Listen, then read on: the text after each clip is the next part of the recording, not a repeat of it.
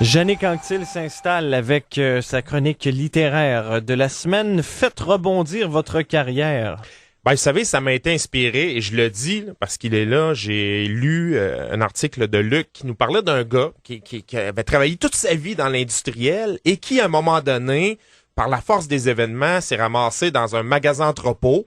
Un employé de luxe, hein? Moi, c'est comme ça. Un directeur d'usine qui devient commis à la quincaillerie dans le secteur de la plomberie, là, effectivement.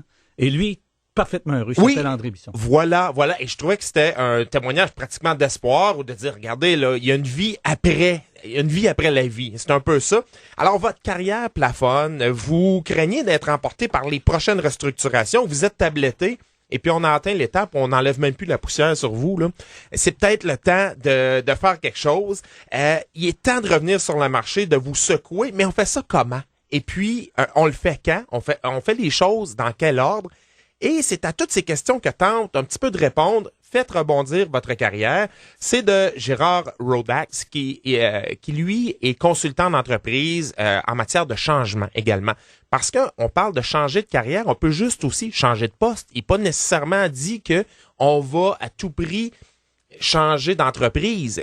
Ça peut être à un moment donné, écoutez, là, je m'en crasse, ça fait 10 ans que je fais tel poste, pas très heureux là, j'ai l'impression d'avoir fait le tour. Alors, ça peut être ça également. Il y a des restructurations, on coupe des postes, ben là, c'est hors de votre contrôle. Vous allez être, veut pas obligé de changer d'entreprise.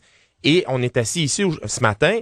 Moi, j'ai connu des gens que j'ai écoutés sur le show du matin quand j'étais plus jeune, qui aujourd'hui font complètement autre chose. Parce qu'à un moment donné, vague, changement, fusion d'entreprise, alors tout peut arriver. Alors, c'est un espèce de livre-outil. Vous aimez pas lire? Pas grave. De temps en temps, j'aime ça vous sortir un livre comme ça, de petites sections de 4 ou 5 pages. À la fin de chaque section, une espèce d'aide-mémoire cochée, colonne A, colonne B. Alors ça, c'est intéressant pour les gens qui ont besoin d'être encadrés, qui n'ont pas changé d'emploi depuis un sapré bout de temps et qui disent, écoute, là, je reviens sur le marché, j'ai besoin vraiment d'avoir une espèce de cadre. Alors, dans un premier temps, les premières sections vont porter ça. Regardez là, on s'assoit et on décortique tout ça. J'appelle ça un peu survoler notre vie. Pratiquement comme si c'était la vie de quelqu'un d'autre parce que c'est très émotif. Ton poste est coupé. T'as beau dire on le prendra pas personnel, là, c'est faux ça. On finit par le prendre personnel. Alors, je plafonne, pourquoi j'en suis arrivé là? Est-ce que c'est parce que je plafonne et que je vais de reculons au bureau? Est-ce que c'est parce qu'on a coupé mon poste? Alors, est-ce que c'est parce que le carnet de commandes ne se remplit plus qui fait qu'à un moment donné, il y a 20 employés qui sont passés avec la vague? Alors, il faut écrire ça. Pourquoi j'en suis rendu là? Ensuite de ça, quelle est ma capacité à rebondir, justement? Comme le titre du livre le dit, quel est mon niveau de résilience?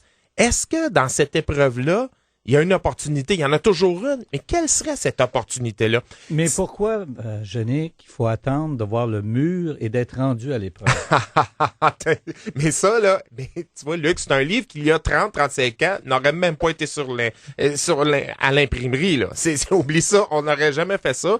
On n'est pas paresseux, mais à un moment donné, on pense toujours que ça va arriver aux autres. On regarde ça, on lit les journaux, on voit des coupures, mais ça peut pas nous arriver à nous. Il faut se mettre à jour et il y a une section du livre vraiment là-dessus. Ça, entretenir son réseau de contacts ou créer un réseau de contacts et on nous fait des suggestions.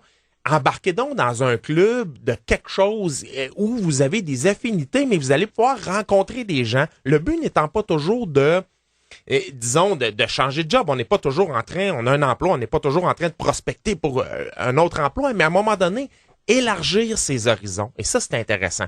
Il y a une section aussi sur, mettre à jour le CV. Ça, à un moment donné, je trouve ça, le CV de moins en moins important, le CV papier, mais les réseaux sociaux. Vous vous comportez comment là-dessus? Que ce soit Facebook, LinkedIn, Twitter. Est-ce qu'on peut ressortir des choses? Parce que le premier réflexe maintenant des employeurs, c'est d'aller là-dessus. Et c'est un réflexe. On recrute par les réseaux sociaux, mais on va aussi vérifier à qui on a affaire par les réseaux sociaux. Alors, faites attention, mais ça, on le dit, puis on le dira jamais assez. Tu sais, les gens s'imaginent que l'heure est pas marquée là, à l'heure où tu as posté, là, c'est marqué. En principe, là, si tu es trop souvent sur les réseaux sociaux, sur Au les bureau, heures de travail, ouais. là. On le Pas voit besoin- facilement. T'as pas besoin d'une grosse Ou enquête. tu présentes- pour, Ou tu présentes ton CV qui est impeccable, puis tu arrives sur les réseaux sociaux, puis c'est bourré de fautes, là. Ouais, c'est vrai. Des fois, ça importe peu, mais reste quand même dépendant de ce que tu fais. Voilà. Hey, autre suggestion intéressante dans ce livre-là, allez donc vous chercher, et ça, c'est pas obligé de coûter quelque chose, allez donc vous chercher un mentor. Et ça, je le trouve tellement important. Quelqu'un qui vous connaît, qui va vous écouter dans un premier temps, qui va vous poser les bonnes questions, qui va être capable également, parce que souvent, dans une situation comme ça, on se sent comme le dernier des derniers, on n'a plus aucune compétence, on n'a plus aucune qualité. Vraiment, on dramatise à outrance. Quelqu'un qui va faire ressortir vos forces, qui vous connaît tellement pour ça et qui va également dire, regarde, dans le marché du travail actuel, il te manque tel outil. Petite formation en traitement de texte, petite formation en comptabilité de base, qui va dire, va chercher tel outil. Tu peux accéder à des postes vraiment intéressants. Vraiment un mentor qui va regarder votre vie, qui n'aura pas le nez collé sur l'arbre. Et ça, c'est probablement la suggestion la plus intéressante de ce livre-là.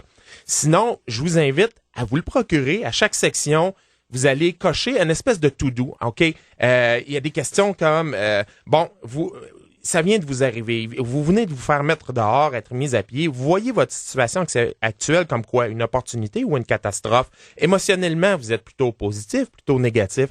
Il y a 2 courants de pensée et à la fin, il y a l'interprétation des résultats. On est loin du test psychométrique. C'est vraiment, vraiment simple, mais ça va vous faire réfléchir. Le petit hamster va pédaler peut-être un petit peu plus vite. Et dans le bon sens. Intéressant. Oui, vraiment. Un livre vraiment pas compliqué. Alors, faites rebondir votre carrière. Collection Les Affaires, et c'est de Gérard Rodack et Delphine Barret, qui est une journaliste également. Et on va en faire tirer un exemplaire. Vous parlez comme Mme Maltais, vous, Mme la ministre, qui dit qu'il faut se mettre en mouvement. Oui, ben elle n'a pas tout à fait tort, la ministre. C'est vrai qu'il faut se mettre en mouvement. Et c'est pas parce qu'on travaille qu'on est nécessairement en mouvement. Le nombre, et l'autre chose, là, en terminant, combien de personnes à qui ça arrive, j'en vois dans mes formations ou autres, là, et je dis, qu'est-ce que tu veux, toi, pour la suite? Tu veux faire quoi? Et j'entends, je dirais, 7 fois sur 10, je suis prêt à faire n'importe quoi. Quelle mauvaise réponse. C'est pas vrai, on n'est pas prêt à faire n'importe quoi. Je leur dis, cible 3 ou 4 entreprises, coup de cœur pour toi, où tu t'aimerais aller travailler, ou en apparence, tu es très prêt à aller là. Vas-y, va donner ton nom et explique-le au patron. Parce que c'est pas vrai qu'on veut faire n'importe quoi. Et je leur dis souvent, tu me dis ça, n'importe quoi, tu vas avoir ça aussi. Tu vas avoir n'importe quoi. Mais au-delà de ça, du monde prêt à faire n'importe quoi, là. Des patrons, ils en voient passer 10 par jour. Voilà. Quelqu'un qui est prêt à apporter quelque chose de constructif dans l'entreprise et qui sait ce pourquoi il veut aller là. Oups, là, tu prends le CV. Documentez-vous. De se documenter sur l'entreprise sur laquelle tu vas postuler. Puis c'est vrai, l'important, c'est d'être actif. Je peux vous en parler, moi ça me gêne pas d'en parler de ça. Je suis passé moi, dans une restructuration à un moment donné, j'ai perdu ma job, puis il fallait que sur le coup ça te donne une claque dans la face. Mais après ça tu te dis bon, qu'est-ce que je fais là? Si je reste chez nous, j'attends que le monde m'appelle, ça c'est bon rien ça. Non, effectivement. C'est défoncer les portes, puis des fois tu sais d'être un petit peu plus insistant que. Mais moi je prêche toujours pour la philosophie du chevreuil, puis ça a l'air facile de même là. Mais parce que je les aime les chevreuils, puis moi je les adore là. Mais je me dis, les chevreuils, là, s'ils attendent d'avoir une balle entre les 2 yeux pour prendre une décision sur de la façon dont il aurait dû être plus vigilant, là, il est tard un peu. Effectivement. Alors, toi, t'aimes les chevreuils qui font du surplace à l'occasion. Regarde la nature, Jannick, comment elle nous parle constamment en disant, si t'as pas un état de vigilance permanent, je veux dire, il y a rien qui va te protéger. Et regardez-la, la nature, elle nous parle en crime. C'est vrai, effectivement. Alors, ça va être un aide-mémoire qui va vous aider et qui va grandement vous sécuriser. Collection Les Affaires, faites rebondir votre carrière ça m'est demandé souvent les titres, entre autres, et les auteurs. Gérard Rodack et Delphine Barret. Il y a un gros 9 dessus, là. On vous mettra d'ailleurs le lien sur notre page.